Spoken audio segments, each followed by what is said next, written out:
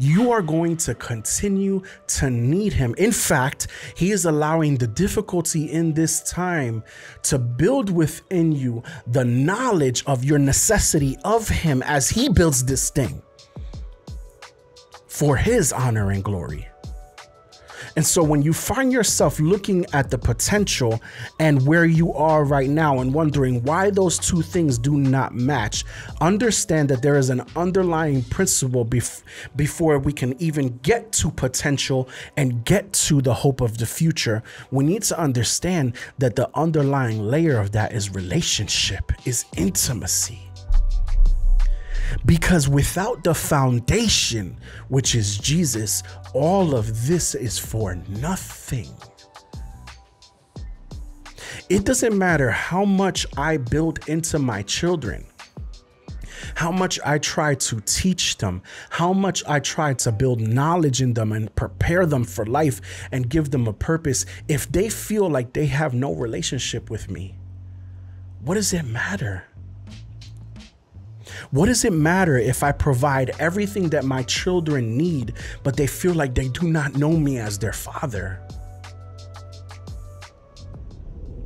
What is going on, everybody? Welcome again to another episode of the Valley of the Heroic podcast.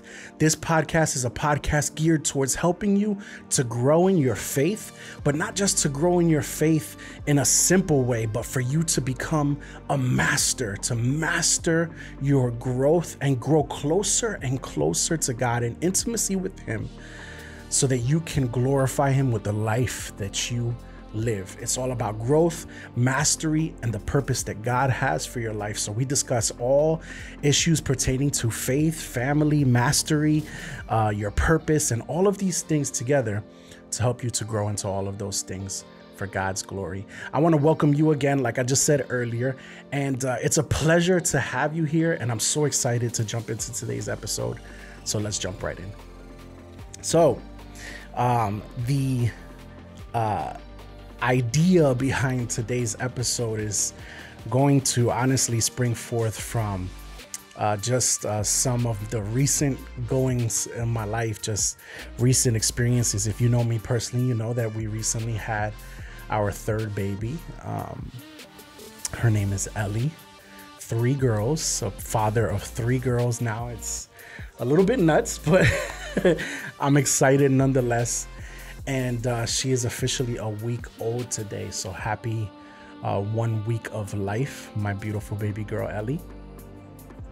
And the other day I was actually just thinking through the jump from 2 to 3 children. Now, if you're a parent, whether you're a parent or not, you're going to gain something from this episode. But if you're a parent, you know that jump from 1 to 2 children is it's a little bit shocking. It's like, whoa, you kind of just wake up and you're like, oh, snap. This is a huge difference. All of a sudden, you can't interchange with one another, right? You can't, I can't go to my wife, Joanna, and just say, hey, why don't you go take a nap? And I'll take care of the baby. And, you kind of go rest or maybe get some self-care time, me time in. That's something you can definitely do when you have one child, and it's beautiful. But when you have 2 children, especially when they're a little bit closer in age and still need you in a more elevated way, that's a lot more difficult to do. So for us, it was a huge kick in the knees. It was just like, wow, this is a huge difference. And I remember just going like, oh man, this is causing such a huge shift in my life. And we had to make huge shifts and huge strides. And what's interesting about that is that I heard a lot of parents, a lot of people, in my church or just people that I've heard even online. And there was just, I don't know if it was just me, but I was hearing a lot of people say that the jump to 3 and beyond is really nothing. And these are people who are parents of like 4, 5, 6, 7 kids. Maybe, not all of them have 7 kids because that's pretty rare, I think, nowadays. But either way, there were people who had parents that had children of numbers that were 4 and above. And they would all say, many of them would say this one thing. They'd say, after 3 is just another plate and extra food. And the idea behind that is not literally that it's just another plate and extra food, but just the idea that it's really simple. You're just setting another plate on the table. There's not as much of a huge shift. People specifically told me that the jump to 2 is the hardest. And I remember even before we knew that we were having our next baby, we knew that we were going to have more. But before that, I was kind of anticipating it and wondering like, hey, is this real? Because there was like some hope in that. I'm like, oh man, can I kind of hold on to this as a reason to hope and not freak out and think like, oh, it's gonna be simple. I've already made it past the hardest part, and I don't have to worry anymore because the jump to 2 is the hardest. So the jump to 3 is gonna be simple. We're gonna be able to do it. But for me, in my mind, I'm like, there is no way the number 3 is higher than the number 2. Come on, fam. Like, there is no way that the number 3 is easier than the number 2, and so on. How can 4, 5, 6, 7 be easier than 2? Or can be, let's not even say easier. Let's just say can be not as hard of a jump. My idea is that as more are added, it's going to get more difficult. And for the most part, I was searching online. If you know me, you know I'm a researcher. And I'm searching online and I'm trying to find what people say about it. And what's the status quo? Like, come on, like, let me know. Is this really true here? Or are these people just bugging? Like, they're just making stuff up, or they're nuts and they're crazy, they're insane, and, they just live a completely different lifestyle. And for the most part, I'm seeing the same thing. I remember there was like one person who was like, nah, you know what? The jump to 3 was actually the hardest, but 4, 5, and 6. I'm like, come on. Okay, that makes no sense. So now we're only a weekend, obviously, right? But the other day, there's a friend of ours there's a couple who are friends of ours who, for some odd reason, it seems like we are timing our births within the same few months. And her husband made a funny joke to her where he said that I feel like a single mom because they have how many do they have? They have 4, I think, off the top of my head. Yeah, they have 4, and what you call it? He has to take care of. No, wait a minute. Am I missing somebody? Yeah, they have 4, so he has to take care of the other 3 by himself.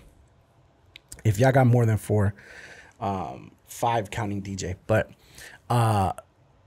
they have to deal with a situation where their youngest 3, second, third, fourth, right, that still live with them, he has to take care of those 3 and has to get them all together. And so he made a joke about how he feels like a single mother while she's taking care of their youngest, the new baby, who is now, I think, 2-3 weeks old. And when she told me that that's what he said, I was cracking up because I think it's hilarious that he said single mother and not single father, but that's neither here nor there. And I then went ahead after Ellie was born and told the same joke to Joanna, and she caught it immediately. I said to her, you got me out here feeling like a single mom. And she's like, interesting, you said a single mom. And I was like, that was purposeful. I'm just kidding. It's a joke. And but the sentiment of the joke, while I was joking around with her and we've been riding the punches together, and she's going through her own extreme level of difficulty because a newborn is a lot to deal with. If you know, you know, right? Orange drinks aside. If you get the joke, you get it. And so she's dealing with Ellie, and I basically have taken over completely with Kaya and Lily, at least until we get Ellie to a place where she's a little bit more stabilized. And it has been difficult. It's like as soon as I wake up in the morning, it's go, go, go, go, go. There's no time for me time right now. I haven't been able to go to the gym. I've had to make huge shifts. and I'm really not sitting down to kind of get things together, and I've had to make extreme changes. So right now, at least, it's not easier, right? Maybe as things go along, it'll become simpler and that statement will become true. But for now, in this current pocket of time that I'm in, it's extremely hard. This morning, for example, Joanna's basically taking over nights, but I'm still waking up because, the baby's crying. And if she really, really needs help, I have to help her. But she's trying to take over completely in nights because I have to wake up 6:30, 7 o'clock to start getting Kaya ready for school. And this morning, I got my oldest ready for school. She wakes up, she comes to the bed. She wakes up before us. She has her own alarm clock in her own internal system. And she walks in and she's like, Mom, Dad, it's the morning. And she's so excited. Every morning, she's so excited to just take on the day. If you know our oldest daughter, and that's who she is. And she's ready to go. So I have to get started and get going. There's no slow roll out of bed. I'm also not trying to get out of bed earlier than them. Usually I wake up at 4 or 5 in the morning and start my day. But right now, sleep is so unavailable to us that I got to get it where I can.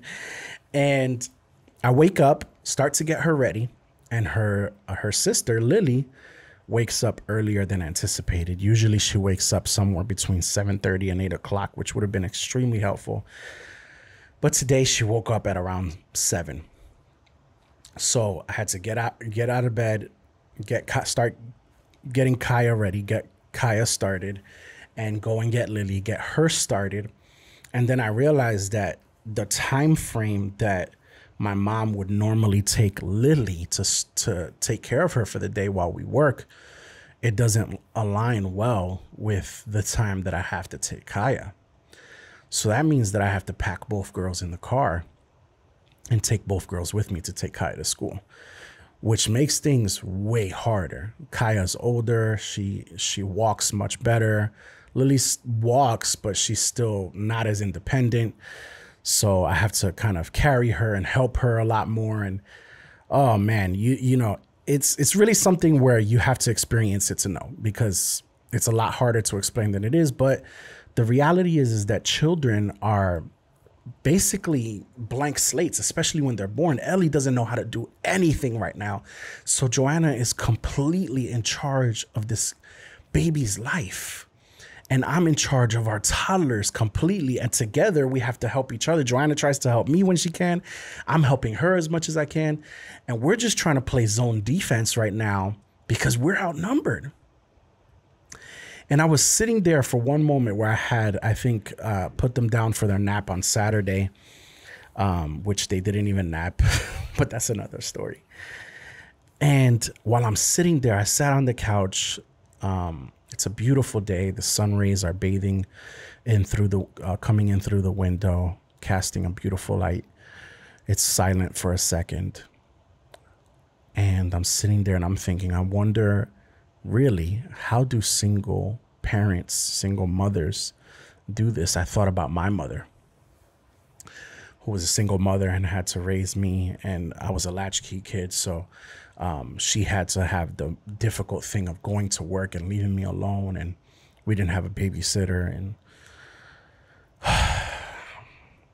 I remember her telling stories about how difficult it was for her. She was young. She was 21 or 23, I think, when she had me. So she was still young, just figuring life out and learning who she was as a person, and having to deal with this small child and doing it on her own and not really having the tools or the guidance on how to do things. And things back then were different than they are now. There's so many ways for you to learn, but back then you kind of just had to learn as people passed it down. But my mom came to America from Puerto Rico and left the family behind and wanted to start a new life, and that came with its own difficulties too. And there's single parents all around the world who are struggling. They're just trying to make it through. They're trying to raise their children, and maybe they have 1 or 2 or 3 kids, and they're doing it on their own, and they don't have time for themselves, and they're stressed out and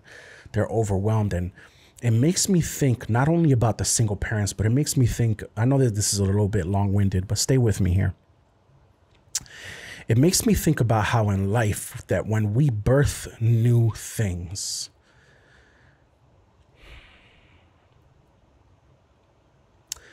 whenever there is birth, the season of growth can always be tiresome and excruciating. The season of growth where something comes from seed form. And yet, looking into the future, what possibility lies ahead. I look at my daughters and I know that they are world changers. Are they world changers right now? No. I have to build within them both the desire and skill set and heart and mindset and soft skills and emotions and emotional intelligence to be able to be the women who can change the world, because I know that the potential is inside of there. But will I take the time to cultivate within them what is necessary to be what they are destined to be? Or will I look forward to the future and grow in frustration because I'm not getting what I want to get right now? Or am I too nearsighted, looking at the difficulty that lies ahead instead of the hope that lies in the future, and allowing myself to be filled with frustration because I don't have enough me time? Or because they don't know how to tie their own shoes? Or because they can't carry their own weight in the household yet? Or grow frustrated because I still have to show them to not yell when the baby is crying? Or I have to get them to eat their vegetables, and I have to go through these different seasons of growing frustration to be able to bear the fruit that comes from working the ground with faithfulness. How dare we grow frustrated when what we have recently birthed has not yet grown? I want to encourage you with today's episode. I want to hopefully give you a message that might help lift you up to understand that just because you are in the season of recent birth, just because you have a dream inside of you that God is cultivating, understand that you need to go through the season of growing. If you are weary, if you are tired, there is a recipe for you that comes straight from Scripture. Jesus himself said, "Come to me, all those who are weary and have heavy burdens, and I will give you rest." It then begs the question, how much are you going to Jesus? I don't have time, Eric. Yes, you do. You know what I did while I was setting up for the podcast? I am the king of no time right now. Right now, in these next few weeks, I'm going to be the king of no time. I'm setting up the cameras and I got worship on in the background. I'm filling up my spirit. I'm not just trying to create content about God without God. How dare I? I could have easily been like, you know what, God, I got my topic. I'm just going to roll with the punches. I got to, put this thing together. But I know I wasn't able to spend time with you today, and I feel a little bit maybe depleted. Yesterday, I was feeling a little bit depleted. So, but I'm going to just do it for your glory. And there is a beauty to that. There is a beauty for persevering when you feel weak.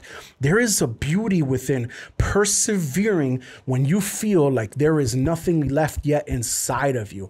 And yet there is also a recipe for replenishing within Scripture. So you would do well to know that when you feel weak, when you feel heavy burdened, when you feel like you've got nothing in you, instead of pushing, regress. I want to take the opportunity to present to you our Patreon page. The reason why I'm sharing it with you in this point is because it's a perfect time for us to talk about the different opportunities that you have to get more connected with the work that we're doing here on Valley of the Heroic. If you are seeking to grow in your faith, if you want to get closer to Jesus, if you want to get more of the different things that we are doing here, then you should definitely check out our Patreon page. On our Patreon page, we have access to exclusive content, exclusive live Q&As, exclusive behind the scenes content, all of this geared towards helping you to grow in your faith. For as little as $5 a month, you can commit to helping us to continue to grow, to reach more people with the content, the creative videos that we're creating for Jesus Christ, so that we can make this sustainable and continue to reach others. I pray that you would consider becoming a member. And either way, I'm glad that you are here and that you are a part of our family. Let's get right back to the episode. Go back to him. You're doing this for him. God is birthing a new thing in your life. And you need to understand that as this thing grows, you're going to need him more than ever.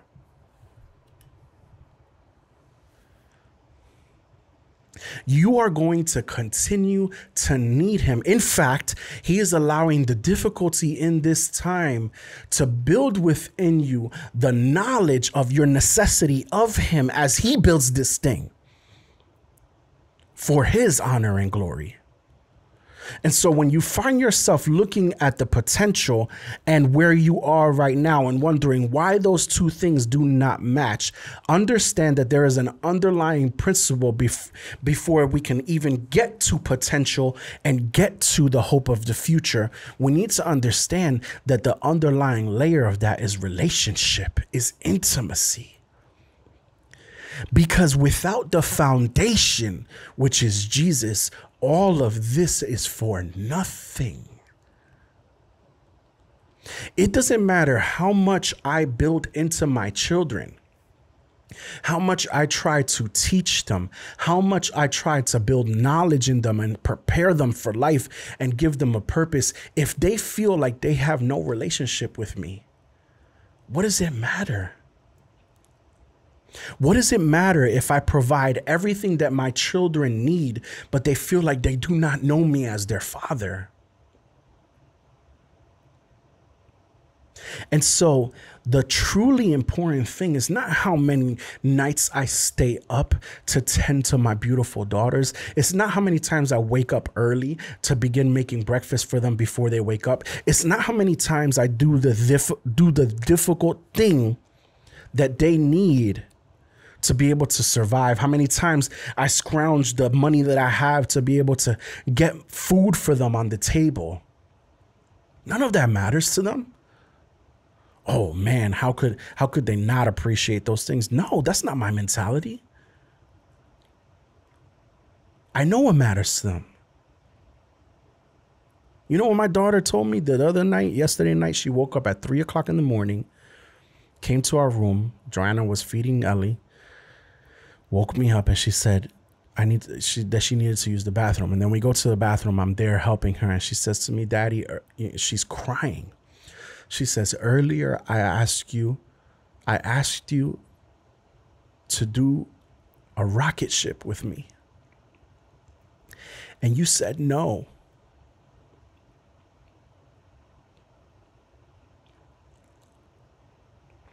And she has tears in her eyes. And truth of the matter is that I couldn't do the rocket ship with her because I was holding Ellie, but I also didn't come back later on and say, hey, let's make a rocket ship.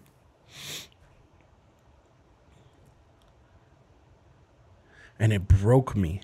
She's not like, Dad, thank you so much for going to work yesterday, for trying to build Valley of the Heroic so that, you could provide for us. She doesn't even understand that.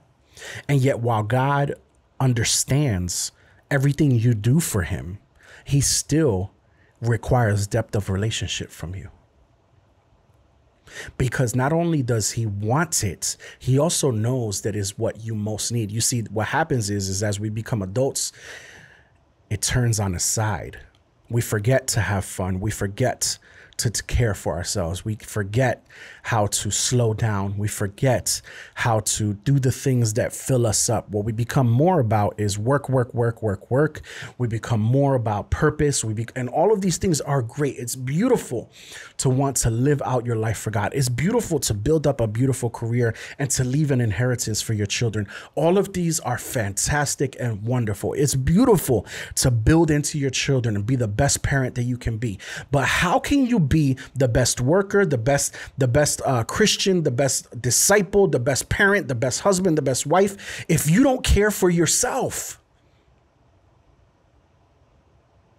If you're hopped up on anxiety, constantly living in a state of worry, trying to survive, how can you live for God if you don't spend time with him?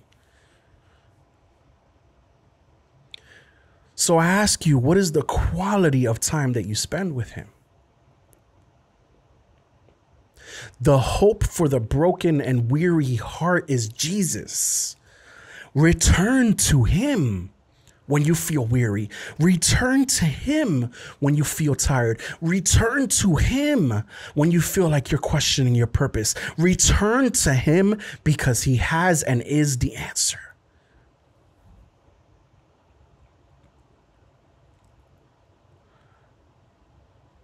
So we become that adult who forgets to stop and build the rocket ship. And I believe that God spends the rest of our lives trying to remind us, trying to show us how to live a slow and quiet life. And we keep trying to speed it up. Have you ever wondered if there's a possibility that God has removed everything that he has removed from you in this season because he wanted to slow you down? Have you considered that God removed and took away everything that he did because it distracted you from what truly mattered? That he is your provider, that he is the one that you need, that he is the one that you need to be able to get to where you want to get to, which is him. And this is the thing. I'm sorry, I'm like excited. When you decide to commit to his way, things get hard. Because the truth of the matter is that choosing your own way will produce fruit, immediate fruit for you that will seem satisfactory. And following him will at times produce a fruit in your life that seems foolish. Oh man. It will produce a lifestyle that to many will seem foolish. John the Baptist in the wilderness, inviting people to be baptized. Moses talking about a burning bush. David not taking the kingship when it is rightfully his and saying, I will not touch the Lord's anointed. Joseph telling his brothers that they will bow down to him. Paul leaving behind a life where he was regarded as one of the most prestigious men, laying it down so that he could live a life of shipwreck and pain and horrors, all for God's glory. Sometimes following God's will lead to a life that makes no sense. Because before God can have you step into his will, he has to strip you of all of the things that will disqualify you from carrying it. Oh, that seems harsh, Eric. No, that's love. What loving father would send their child into something that even could possibly bless them without first preparing them? Especially a good and all-knowing father. How is that possible? It's not harsh. That's love. Be careful to not see as an act of harshness, as an act of punishment, what is actually an act of love towards you by God. I want to encourage you that if right now you are in a season of birthing something, if you are in a season of God cultivating purpose within your life and you are not seeing fruit, maybe you're seeing the opposite. I want to encourage you right now to not grow weary. I want to share this scripture with you.